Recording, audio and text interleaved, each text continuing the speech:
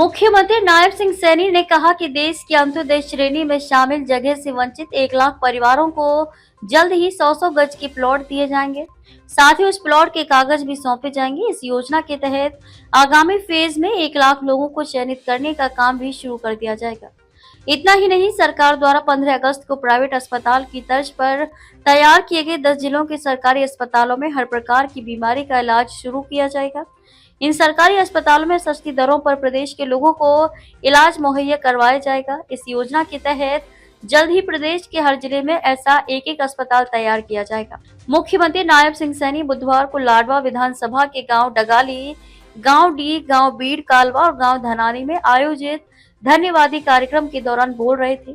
इससे पहले मुख्यमंत्री नायब सिंह सैनी का हर गांव के नुक्कड़ पर खड़े हुए लोगों ने स्वागत किया। इस दौरान मुख्यमंत्री नायब सिंह सैनी ने गांव के लोगों की समस्याओं को सुना और उनका समाधान करने के लिए मौके पर ही अधिकारियों को निर्देश भी दिए। मुख्यमंत्री ने गांव डगाली में स्वच्छ पेयजल की पाइपलाइन के लिए 55,41,000 रुपए, बीड़ कालवा में 52,64,000 रुपए व गांव धनानी में पीने की पाइपलाइन के लिए 27,15,000 देने की घोषणा की तथा गांव डीग में 6,38,42,000 रुपए की लागत से बनने वाले प्राथमिक स्वास्थ्य केंद्र का शिलान्यास किया। मुख्यमंत्री ने सभी गांवों में विकास कार्यों के लिए 21 लाख रुपए देने की घोषणा करते हुए कहा कि सरपंचों की तरफ से सौंपे गए मांग पत्रों को संबंधित विभागों को भेजकर पूरा करवाया जाएगा। मुख्यमंत्री नायब सिंह सैनी ने कहा कि कुरुक्षेत्र जिला के किसान सूरजमुखी की फसल को अधिक मात्रा में उगाते हैं, जिसको देखते हुए सरकार ने निर्णय लिया है कि शाहाबाद में सूरजमुखी ऑयल मिल लगाई जाएंगी। साथ ही सरसों ऑयल मिल के लिए रेवाड़ी में जगह चिन्हित कर ली गई है। इन दोनों मिल से प्रदेश के किसानों को सूरजमुखी और सरसों की फसल का उचित भाव मिलेगा। उन्होंने कहा कि देश में हरियाणा ऐसा पहला राज्य है जहां किसानों की सभी फसलों को एमएसपी पर खरीदा जा रहा है। साथ ही सब्जी व अन्य फसलों में भावांतर भरपाई योजना के तहत कम मूल्य मिलने पर किसानों को मुआवजा दिया जाता है। उन्होंने कहा कि प्रदेश के पट्टीदारों किसानों को मालिकाना हक देने के लिए योजना तैयार कर उसे लागू किया। इसी तरह अंग्रेजों के समय से लगा रहा आबियाना को समाप्त किया और किसानों की तरफ बकाया 133 करोड़ रुपए को भी माफ किया।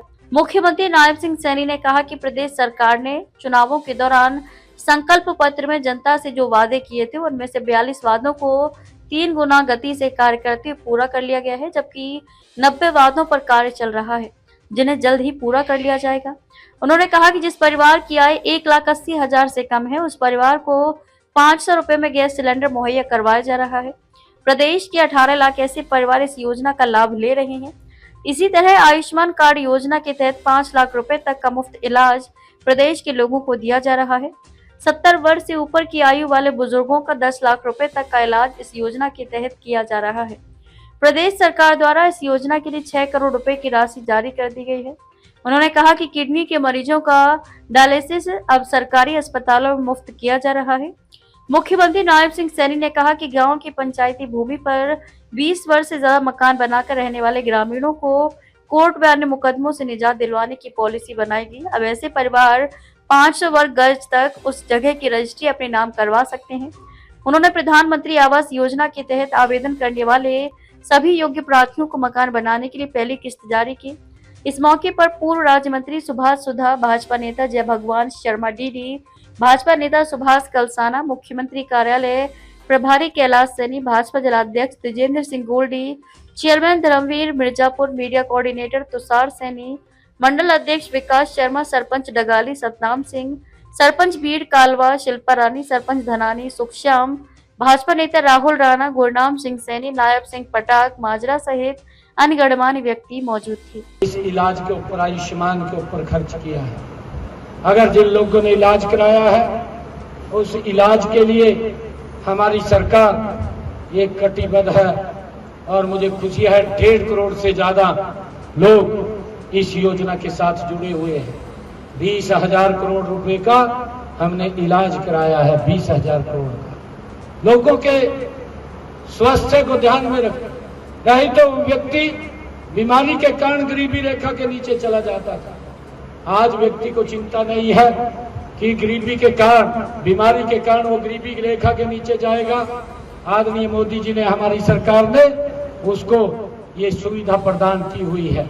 और हमने ये भी कहा था जब हम इलेक्शन में थे और हमने अपने संकल्प पत्र में भी इस बात को कहा था कि जिन परिवारों ने अपने मकान पंचायती भूमि पे बना लिए हैं और 20 साल से ज्यादा बने हुए हैं, वो लिटिगेशन में रहते थे, कोर्ट आदेश दे देता था और वो मकान गिरना पड़ता था, परंतु हमने कहा था कि कोई भी मकान वो गिरेगा नहीं, उसको मालिकाना हक देने का काम हमारी सरकार करेगी। हमने उनको मालिकाना हक देने का काम किया है।